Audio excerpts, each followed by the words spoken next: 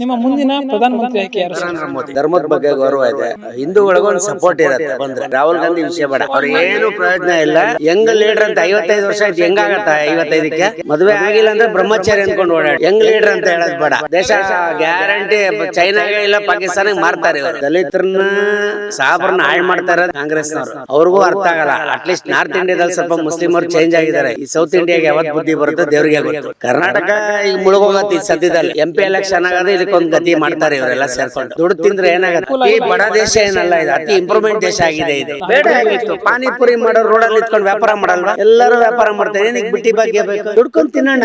ಶಕ್ತಿ ಇರೋರ್ಗು invest ಮಾಡೋರು ಬರ್ತಾರ. ಯಾರಾದ್ರೂ ಈ ತರ ಬಿಟ್ಟಿ ಭಾಗ್ಯ ಕೊಟ್ರೆ ಇವ್ರು ಬಿಟ್ಟಿ ಭಾಗ್ಯ ಎಲ್ಲಿ ತೆಗಿತಾರ ಅಲ್ಲ ಅಭಿವೃದ್ಧಿ ಆಗತ್ತೆ.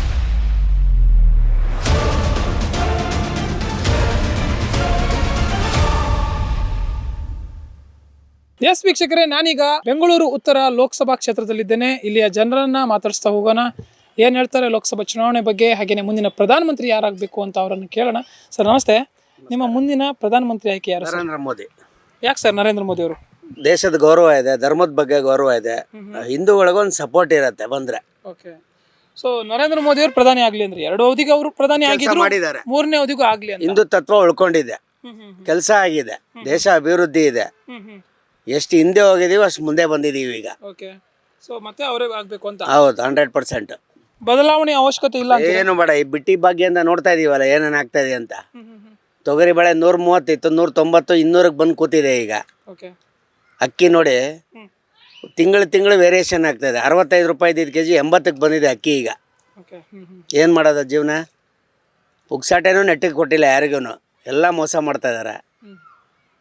ಹೀಗೆ ಇದ್ರೆ ಇನ್ನು 5 ವರ್ಷದ ಸಾಲ ಮೋದಿನೇ ತೀರಿಸ್ಬೇಕೇನೋ ಕರ್ನಾಟಕದ್ದು.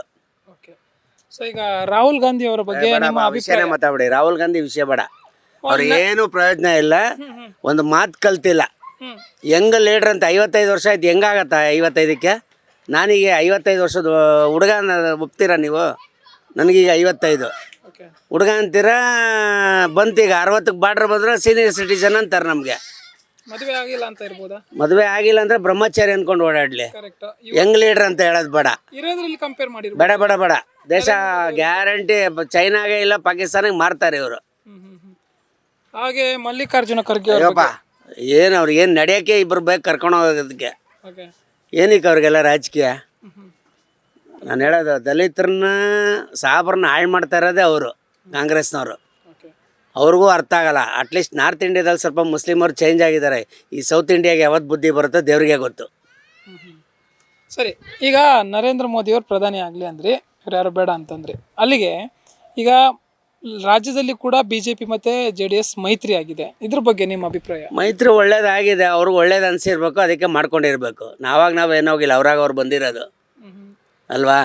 ಅಂದ್ರೆ ಇಲ್ಲಿ ರಾಜ್ಯದಲ್ಲಿ ಕಾಂಗ್ರೆಸ್ ಪ್ರಬಲ ಆಗಿದೆ ಅಂತನಾ? ಪ್ರಬಲ ಏನಿಲ್ಲ, ಬಿಟ್ಟಿ ಭಾಗ್ಯದಿಂದ ಪ್ರಬಲ ಆಗಿದೆ. ಈಗ ಜನರಿಗೆ ಮಣ್ಣು ತಿಂತಾ ಇದಾರೆ. ಈಗ ಖಂಡಿತ ಸೋಲ್ಸೋದು ಕಷ್ಟ ಆಗುತ್ತೆ ಅಂತ BJP ಮತ್ತು JDS ಮೈತ್ರಿ ಏನಿಲ್ಲ, ಅದು ಅವ್ರವ್ರ ರಾಜಕೀಯ ತಂತ್ರ ಕುತಂತ್ರ ಇದ್ದೇ ಇರತ್ತೆ. ಓಕೆ, ಯಾವಾಗ ಒಳ್ಳೇದಾಗ್ಬೇಕಂತ ಏನಿಲ್ಲ ಅಲ್ಲ ಎಲ್ಲರಿಗೂ, ರೈಟ್. ಅಲ್ವಾ? ಸರಿ, ಈಗ ಎಷ್ಟೋ ವರ್ಷದ ತಪಸ್ಸಲ್ವ ಇದು ಹಿಂದೂಗಳಿಗೆ. ಆಗದೆ ಇರೋ ಕೆಲಸ ಎಲ್ಲ ಆಯಿತು ನೋಡಿ. ಆಯಿತಾ? 70 ವರ್ಷದಿಂದ ಯಾವುದಾದ್ರೂ ಆಗಿತ್ತಾ? ಆರ್ಟಿಕಲ್ಲು 370 ಆರ್ಟಿಕಲ್ ತೆಗಿಯೋಕ್ಕಾಯ್ತಾ? ಅಲ್ಲೊಂದು ರೂಲ್ಸು ಇಲ್ಲೊಂದು ರೂಲ್ಸು. ಏನಿದೆ ದೇಶದಲ್ಲಿ? 2 ಕಾನೂನು ಮಾಡಿದೆಲ್ಲ ಒಳ್ಳೇದಾಗ್ತಾ ಇದೆ. ಒಳ್ಳೇದು ಮಾಡ್ಬೇಕಾದ್ರೆ ನಾವು ಜನ ಸಪೋರ್ಟ್ ಮಾಡಬೇಕು. ಸುಮ್ಮನೆ ನಾವು ಅವ್ರಿಗೆ ಇಂಡೈರೆಕ್ಟ್ ಅವ್ರಿಗೇನು ಕುಟುಂಬ ರಾಜಕೀಯ ಇದೆಯಾ? ಏನಾದರೂ ಅವರು ಫ್ಯಾಮಿಲಿನ ತೊಗೊಂಬಂದು ಸಾಕೊಂಡಿದ್ದಾರಾ? ಕರೆಕ್ಟ್.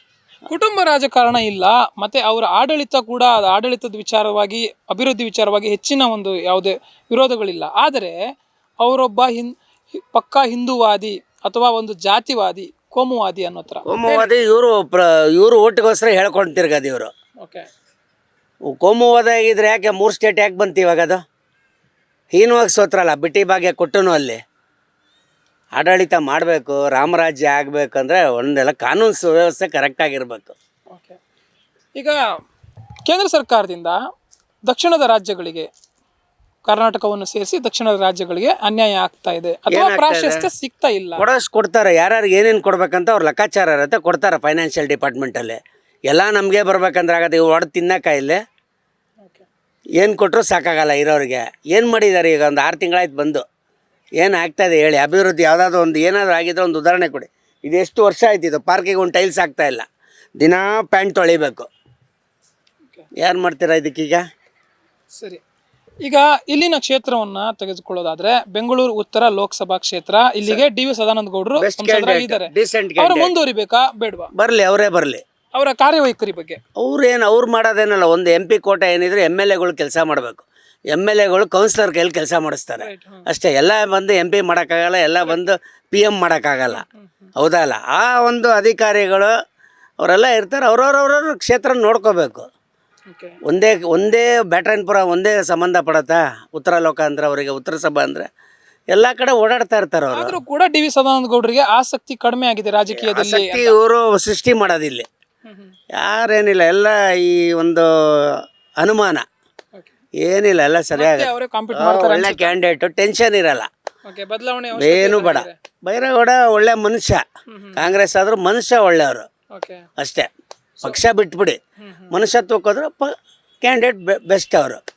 ಅವರೇ ಡಿ ವಿ ಸದಾನಂದ ಗೌಡರ ವಿರೋಧವಾಗಿ ಇಲ್ಲಿನ ಪ್ರೆಸೆಂಟ್ MLA ಆಗಿರುವಂತಹ ಬ್ಯಾಟರಾಯನಪುರದ MLA ಆಗಿರುವಂತಹ ಬೈರೇಗೌಡರವರು ನಿತ್ರೆ ಹೇಗಿರುತ್ತೆ ಅವಾಗ?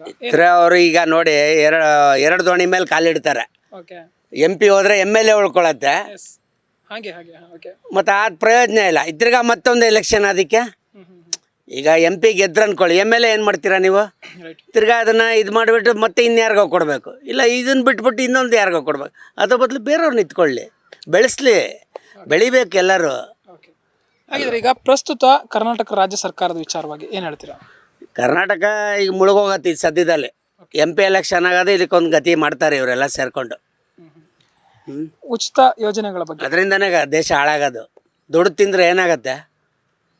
ಏನು ಅತಿ ಬಡ ದೇಶ ಏನಲ್ಲ ಇದು, ಅತಿ ಇಂಪ್ರೂವ್ಮೆಂಟ್ ದೇಶ ಆಗಿದೆ ಇದು. ಬೇಡ ಆಗಿತ್ತು ಅಂತ ಬೇಡ ಆಗಿತ್ತು. ಪಾನಿಪುರಿ ಮಾಡೋರು ರೋಡಲ್ಲಿ ನಿಂತ್ಕೊಂಡು ವ್ಯಾಪಾರ ಮಾಡಲ್ವಾ? ಜೋಳ ಮಾಡೋರು ಮಾಡ್ತಾರೆ ನೋಡಿ, ಪಾರ್ಕಿಂದ ನೋಡಿ, ಲೈನಾಗಿ ನೋಡಿ, ಎಲ್ಲರೂ ವ್ಯಾಪಾರ ಮಾಡ್ತಾರೆ. ಏನಕ್ಕೆ ಬಿಟ್ಟಿ ಭಾಗ್ಯ ಬೇಕು? ದುಡ್ಕೊಂಡು ತಿನ್ನೋಣ, ಶಕ್ತಿ ಇರೋರ್ಗು. ಅಭಿವೃದ್ಧಿ ಕೆಲಸಗಳು ಏನು ಒಂದು ಇಂಪ್ಲಿಮೆಂಟ್ ಏನಾಗಿದೆ ಹೇಳಿ ಕರ್ನಾಟಕದಲ್ಲಿ? ಇಂಥದ್ದು ಯಾರಾದ್ರೂ ಬಂದು ಬಂಡವಾಳ ಆಗ್ತಾ ಇದಾರೆ ಅಂತ ಯಾರಾದ್ರೂ ಮಾತಾಡ್ತಾ ಇದಾರ? ಅದೇ ಈ ಉಚಿತ ಯೋಜನೆಗಳಿಂದ ಅಭಿವೃದ್ಧಿ ಕೆಲಸಗಳಿಗೆ ಹಿನ್ನಡೆ ಆಗಿದೆ ಅನ್ನುವಂಥದ್ದು ವಿರೋಧ ಇದೆ. ಆದ್ರೆ ಇಲ್ಲ, ನಾವು ಇದನ್ನ ಅಭಿವೃದ್ಧಿನೂ ಸಮತೋಲನ ಪಡಿಸ್ಕೊಂಡು ಇನ್ವೆಸ್ಟ್ಮೆಂಟ್ ಮಾಡೋ ಯಾರು ಬರ್ತಾರೆ ಇಲ್ಲಿಗೆ ಹೇಳಿ? ಇನ್ವೆಸ್ಟ್ ಮಾಡೋರು ಬರ್ತಾರೆ ಯಾರಾದ್ರೂ? ಈ ಥರ ಬಿಟ್ಟಿ ಬಗ್ಗೆ ಕೊಟ್ರೆ ನನ್ನ ದುಡ್ಡೆಲ್ಲ ಇವ್ರು ಈ ಥರ ಮಾಡ್ತಾರಂತ ಅವ್ರು ಯೋಚನೆ ಮಾಡದೇ ಇರ್ತಾರ? ಈಗ ತೆಲಂಗಾಣಗೆ ಹೋಯ್ತು ಒಂದು 2-3 ಸ್ಕೀಮ್, ಅದು ಹಾಳಾಗತ್ತೆ ಈಗ ಅಲ್ಲೂ. ಇಷ್ಟೇ, ಇವ್ರು ಬಿಟ್ಟಿ ಬಗ್ಗೆ ಎಲ್ಲಿ ತೆಗಿತಾರ ಅಲ್ಲಿ ಅಭಿವೃದ್ಧಿ ಆಗತ್ತೆ. ಈಗ ಇಡೀ ದೇಶವ್ಯಾಪಿ ವ್ಯಾಪಿಸ್ತಾ ಇರುವಂತದ್ದು ಒಂದು ಪಕ್ಷಕ್ಕೆ ಸೀಮಿತವಾಗಿಲ್ಲ. ಬಿಜೆಪಿ ಅಂತ, ಕಾಂಗ್ರೆಸ್ ಅಂತನೂ ಅಲ್ಲ, ಬಿಜೆಪಿ ಅಂತನೂ ಅಲ್ಲ, ಎಲ್ಲರೂ ಕೂಡ ಇದೇ ಯೋಜನೆಗಳನ್ನ ಏನು ಹೇಳಿದೆ ಹೇಳಿ? ತಂತ್ರ ಕುತಂತ್ರ ನೀವು ಮಾಡ್ತೀರಾ, ನಾವ್ ಯಾಕೆ ಮಾಡಬಾರ್ದು ಅಂತ ಅವ್ರ ಮುದ್ದಿಗೂ ಬರುತ್ತೆ. ಯಾಕಂದ್ರೆ ಸೋಲಕ್ಕೆ ರೆಡಿ ಇರ್ತಾರೆ ಯಾರಾದ್ರು? ಸೋಲಕ್ಕೆ ರೆಡಿ ಇರಲ್ಲ. ಕೊನೆಯದಾಗಿ ಇದು ಜನರ ಮೇಲೆ ಒತ್ತಡ ಬೀರುತ್ತೆ. ಏನು ಮಾಡೋಕ್ಕಾಗಲ್ಲ, ಇದು ಕಾಲ ತಸ್ಮೈ ನಮಃ. ಯಾವ ಥರ ಗಾಳಿ ಬರುತ್ತೆ ಆ ಥರ ಹೋಗ್ತಾ ಇರಬೇಕು. ಇಲ್ಲ ಈ ಥರ ಮೋಸ ಮಾಡಿಕೊಂಡೆ ದೇಶ ಹಾಳಾಗತ್ತೆ ಅಷ್ಟೇ. ಈಗ ದೇಶ ಪ್ರಪಂಚದಲ್ಲಿ ಹೊಗಳ್ತಾ ಇದ್ದಾರೆ, ಮತ್ತೆ ಈಗ ಮತ್ತೆ 50 ವರ್ಷದ ಹಿಂದೆ ಹೋಗ್ಬೇಕಾಗತ್ತೆ ನಾವು. ಸರಿ, ಕೊನೆಯದಾಗಿ ಈ ಒಂದು ಲೋಕಸಭಾ ಚುನಾವಣೆ ಏನಿದೆ ಹತ್ತಿರದಲ್ಲಿದೆ. 400 ಮೇಲೆ ಬರುತ್ತೆ ಬಿಜೆಪಿಗೆ. 110%. ಕೆಲಸ ಮಾಡಿದ್ದಾರೆ, ಬರಲಿ. ನಾವು ಯಾವ ಪಕ್ಷಕ್ಕೂ ಹೊಗಳ್ತಾ ಇಲ್ಲ, ಕೆಲಸ ಮಾಡೋರಿಗೆ ಬೆಲೆ ಕೊಡ್ತೀವಿ ನಾವು. ಸೊ ಈಗ ಕರ್ನಾಟಕದಲ್ಲಿ 28 ಕ್ಷೇತ್ರದಲ್ಲಿ ಎಷ್ಟು ಕ್ಷೇತ್ರದಲ್ಲಿ ಬರುತ್ತೆ? 25 ಬರುತ್ತೆ. ವರ್ಕೌಟ್ ಆಗುತ್ತೆ ಅನ್ಸುತ್ತಾ ಈ ಬಿಜೆಪಿ ಮತ್ತೆ JDS ಮೈತ್ರಿ? ಏನು ನೋಡ್ಬೇಕು, 4 ಸೀಟ್ ಕೊಡ್ತೀನಿ ಅಂತ ಹೇಳಿದಾರೆ. ಒಂದು 2 ಆದ್ರೂ ಗೆದ್ರೆ ಅವ್ರಿಗೆ ಮರ್ಯಾದೆ JDS ಅವರಿಗೆ ಅಷ್ಟೇ. ಅವರು ಪ್ರಯತ್ನ ಪಡ್ಬೇಕು. ಅವರು ಬರೇ ಮೋದಿ ಹೆಸರು ಹಿಡ್ಕೊಂಡು ಗೆಲ್ಲೋದಕ್ಕಾಗಲ್ಲ. ಮೋದಿ ಹೆಸರು ಹಿಡ್ಕೊಂಡು ಗೆಲ್ಲಕ್ಕಾಗತ್ತಾ? ಈಗ ರಾಜ್ಯದಲ್ಲಿ ಕಾಂಗ್ರೆಸ್ ಆಡಳಿತ ನಡೆಸ್ತಾ ಇದೆ, ಬಿಜೆಪಿ ವಿರೋಧ ಪಕ್ಷದಲ್ಲಿದೆ. ಈ ಒಂದು ಪ್ಲೇಸ್ ಅಲ್ಲಿ ವಿರೋಧ ಪಕ್ಷದ ಸ್ಥಾನದಲ್ಲಿ ಅವರ ಕಾರ್ಯವನ್ನು ಕರೆಕ್ಟಾಗಿ ನಿಭಾಯಿಸ್ತಾ ಇದಾರೆ ಅಂತ ಅನ್ಸುತ್ತಾ? ಹಾಗೆ ಇನ್ನೂ ಟೈಮ್ ಇದೆಯಲ್ಲ, 6 ತಿಂಗಳಾಗಿದೆ, ನೋಡ್ಬೇಕು ಇನ್ನು ಏನೇನ್ ಮಾಡ್ತಾರ ಅಂತ. ಮಾತು ಕಲಿಬೇಕು ಕೆಲವರೆಲ್ಲ, ಇನ್ನು ಮಾತು ಕಲ್ತಿಲ್ಲ. ತಿಂಗಳಲ್ಲ, ಜಸ್ಟ್ 2 ತಿಂಗಳೇನೋ ಅವರು ವಿರೋಧ ಪಕ್ಷಕ್ಕೆ ಬಂದು 2 ತಿಂಗಳಾಯ್ತು. ನೋಡ್ಬೇಕು, ಅವ್ರವ್ರ ಕೆಪಾಸಿಟಿ ತೋರ್ಸಿದ್ರೆ ಸೆಂಟ್ರಲ್ ಅಲ್ಲಿ ವ್ಯಾಲ್ಯೂ ಇರುತ್ತೆ ಅವ್ರಿಗೆ. ಈ ನಿಟ್ಟಿನಲ್ಲಿ ವಿರೋಧ ಪಕ್ಷದ ನಾಯಕನಾಗಿ R ಅಶೋಕ್ ಅವರ ಕಾರ್ಯ ಆಗಿಲ್ಲ, ಅನುಭವ ಇದೆ. ಅದಕ್ಕೆ ವಿಜೇಂದ್ರ ಪರ್ಫೆಕ್ಟ್ ಆಗಿದ್ದಾರೆ. ಅವ್ರು ಪರ್ಫೆಕ್ಟ್ ಆಗಿದ್ದಾರೆ. ಯಂಗ್ ಲೀಡರ್ ಬೆಳೆಸ್ಬೇಕು, ಇನ್ನು ಮುಂದೆ ಇದೆ ಅವ್ರಿಗೆ, ಲೈಫ್ ಇದೆ ಅವ್ರಿಗೆ. ಅವ್ರ ಮೇಲೆ ನಂಬಿಕೆ ಇದ್ದಿದ್ದಕ್ಕೆ ತಾನೇ ಕೊಟ್ಟಿದ್ದು. ಇದು ಜಾತಿ ಗೀತಿ ಏನು ಬರಲ್ಲ, ಕೆಪಾಸಿಟಿ ಇರಬೇಕು ಒಂದು ಮನುಷ್ಯನಿಗೆ ಅಲ್ವಾ? ಪಕ್ಷದಲ್ಲಿ ಈಗ ಎಲ್ಲಿರಲ್ಲ, ಮನೇಲೆ. ಈಗ ಒಂದು ಮನೆ ಅಂದಮೇಲೆ ಮನೇಲಿ 4 ಜನ ಮಕ್ಳಿದ್ರೆ 4 ಥರ ಆಡ್ತಾ ಇರ್ತೀವಿ. ಮನೆ ಸರಿ ಇದ್ರೆ ರಾಜ್ಯ ಸರಿ ಇರುತ್ತೆ. ರಾಜ್ಯ ಸರಿ ಇದ್ರೆ ದೇಶ ಸರಿ ಇರುತ್ತೆ. ಖಂಡಿತ 3ರಲ್ಲಿ 1 ಮೈನಸ್ ಆದರೂ ತೈತ ಅಂತ ಕುಣಿಬೇಕಷ್ಟೇ. ಖಂಡಿತ. ಆದರೆ ಓಪನ್ ಆಗಿ ಅದು ರೆಬೆಲ್ ಆಗಿ ನಡ್ಕೊಳ್ತಾ ಇರುವಂತದ್ದು ಯತ್ನಾಳ್ ಅವ್ರು ಇರ್ಬೋದು, ಪಕ್ಷದ ವಿಚಾರ ಕಾಮನ್ ಅದು ಯಾರೋ ಎತ್ಕಡ್ತಾ ಇರ್ತಾರ ಬಿಸ್ಕೆಟ್ ಹಾಕೋರು ಇರ್ತಾರೆ, ಎತ್ಕಡ್ತಾರೆ, ಇವ್ರು ಕುಣಿತಾರೆ ಅಷ್ಟೇ. ಓಕೆ. ಅಲ್ಲ, ಕುಟುಂಬ ರಾಜಕಾರಣ ಯತ್ನಾಳಿಗೆ ಅಧಿಕಾರ ಬೇಕು, ಮಾತು ಕಂಟ್ರೋಲ್ ಮಾಡಿದ್ರೆ ಎಲ್ಲ ಸರಿ ಹೋಗುತ್ತೆ. ಪಕ್ಷಕ್ಕೆ ತಂದವ್ರಿಗೆ ಬೈತಾ ಇದ್ರೆ ಯಾರು ಬೆಲೆ ಕೊಡ್ತಾರೆ ಹೇಳಿ? ಒಬ್ಬರೇ ಅಲ್ಲ, ಅರವಿಂದ್ ಬೆಲ್ಲದ್ ಇರ್ಬೋದು, ಎಲ್ಲ ಇರುತ್ತೆ. ಹೀಗೆ ಸಾಕಷ್ಟು ಜನ ಇದ್ದಾರೆ. ಅಂದ್ರೆ ಎಲ್ಲ ಇಟ್ರೆ ಕುಟುಂಬ ರಾಜಕಾರಣ ಮಾಡಿಸ್ತಾ ಇದಾರೆ ಅಂತ. ಏನು ಕುಟುಂಬ ರಾಜಕಾರಣ ಏನಿದೆ? ಯಡಿಯೂರಪ್ಪನ ಬಿಟ್ಟಿದ್ದಕ್ಕೆ ಬಿಜೆಪಿಗೆ ಏಟಾಯ್ತು. ರೈಟ್. 90 ವರ್ಷ ದೇವೇಗೌಡರನ್ನ ಎತ್ಕೊಂಬಂದು ಡೆಲ್ಲಿಯಲ್ಲಿ ಕುಡಿಸ್ತಾರೆ, ಅದಕ್ಕೆ ವಯಸ್ಸಾಗಿಲ್ವ ಅವರಿಗೆ? ಇವ್ರಿಗೆ ಮಾತ್ರ ವಯಸ್ಸಾಯ್ತ. ಸ್ವಲ್ಪ ಎಲ್ಲ ಯೋಚನೆ ಮಾಡ್ಬೇಕು ನಾವು. ಓಕೆ. ಸ್ವಲ್ಪ ಅದಕ್ಕೆ ಸ್ವಲ್ಪ ಎಲ್ಲ ಏಟು ಬಿದ್ದಿರುತ್ತೆ, ಎಲ್ಲ ಸರಿ ಮಾಡ್ಕೊತಾರೆ ಮುಂದಿನ ದಿನದಲ್ಲಿ. ಓಕೆ. ಸರಿ ಹೋಗ್ತಾ ಇದೆ, ಈಗ ನೋಡೋಣ, ದೇವರಿದ್ದಾನೆ. ವಿಧಾನಸಭೆಯ ಸೋಲಿನ ಒಂದು ಕಹಿ ಈಗ ಲೋಕಸಭೆಯ ಒಂದು ಚುನಾವಣೆಯಲ್ಲಿ ಸರಿಯಾಗ್ಬೋದು ಅನ್ಸುತ್ತೆ. ಸ್ವಯಂಕೃತ ಅಪರಾಧ ಬಿಜೆಪಿ ಅವ್ರದ್ದು ಸೋಲೋದಕ್ಕೆ. ಅದು ಕರೆಕ್ಟ್. ಈಗ ಲೋಕಸಭೆಯಲ್ಲಿ ಸರಿ ಹೋಗುತ್ತೆ 100%. ಎಲ್ಲ ಒಟ್ಟಾಗಿ ಕೆಲಸ ಮಾಡ್ತಾರೆ. ದೇಶ ಉಳಿಬೇಕಂತ ಇದ್ರೆ ನಮ್ಮ ಹತ್ರ, ನಮ್ಮ ದೇಶ ನಮ್ಮ ದೇಶದಲ್ಲೇ ಇರ್ಬೇಕಾದ್ರೆ ಬರ್ಬೇಕು ಇವ್ರು ಅಷ್ಟೇ, ಇಲ್ಲಾಂದ್ರೆ ಹೋಗತ್ತಷ್ಟೇ. ಓಕೆ, ಸರಿಯಾಗಿದ್ರೆ ಒಟ್ಟಾರೆಯಾಗಿ ಏನು ಕೆಲವೇ ತಿಂಗಳಿದೆ ಲೋಕಸಭೆ ಎಲೆಕ್ಷನ್ಗೆ, ಯುವ ಮತದಾರರು ಪಕ್ಷವನ್ನು ಹೊರತುಪಡಿಸಿ ಸೈಡಿಗಿಟ್ಟು ಯಾವ ರೀತಿ ಉತ್ತಮ ಹಾದಿಯಲ್ಲಿ ಮತದಾನ ಮಾಡಬೇಕು ಅಂತೀರ? ಯೋಚನೆ ಮಾಡಿ ಮಾಡಬೇಕು. ದೇಶ ಬೇಕಾ, ಪಕ್ಷ ಬೇಕಾ, ಇಲ್ಲ ನಾವು ಹಿಂಗೆ ಇರ್ತೀವಿ ಅಂದ್ರೆ ಹಂಗೆ ಇರಿ ಅಷ್ಟೇ ನಾನು ಹೇಳೋದು. ಎಸ್ ವೀಕ್ಷಕರೇ, ಇದಾಗಿತ್ತು ಲೋಕಸಭೆ ಚುನಾವಣೆ ಬಗ್ಗೆ, ಹಾಗೆಯೇ ಪ್ರಧಾನಮಂತ್ರಿ ಯಾರಾಗಬೇಕು ಅನ್ನೋದ್ರ ಬಗ್ಗೆ ಇಲ್ಲಿನ ಮತದಾರರ ಮಾತು. ಕ್ಯಾಮ್ರಾ ಪರ್ಸನ್ ಸಂದೀಪ್ ಜೊತೆ ಜಯಲೈಗೌಡ್, ಕರ್ನಾಟಕ ಟಿವಿ, ಬೆಂಗಳೂರು.